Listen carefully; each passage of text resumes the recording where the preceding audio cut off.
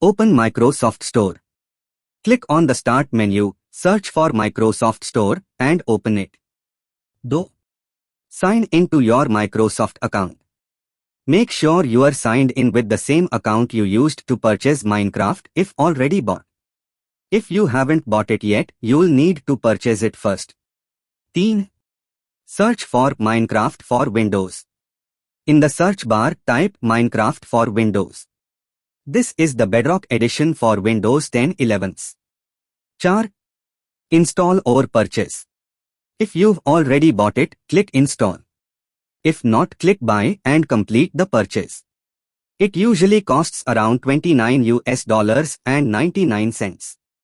5. Launch the game. After installation, click Play or open it from the Start menu.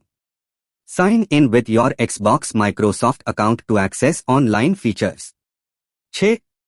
Enjoy Minecraft Bedrock Edition.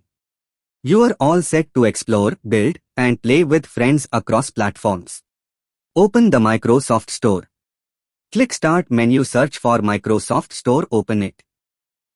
Make sure it's updated to the latest version. You can update it from the store itself if needed. Step 2. Sign in with your Microsoft account. Click on your profile icon in the top right corner.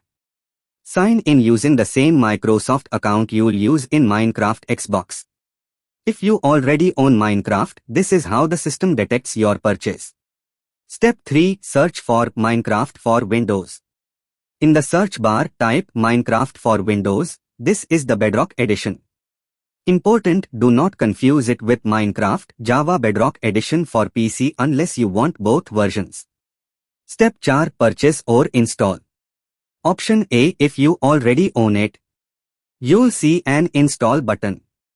Click it and wait for the game to download. Option B. If you don't own it, click Buy. It usually costs around $29 and 99 cents, or you can get it via Game Pass for PC, which includes Minecraft. Step 5. Launch Minecraft. Once installed, click Open or launch it from the Start menu. Sign in with your Microsoft Xbox account. You'll be prompted. Step 6. Play and sync. You now have access to cross-platform play with Xbox, Android, iOS, etc. Minecraft Marketplace, Realms and online multiplayer. Make sure your Xbox Live privacy settings allow multiplayer if you are playing online.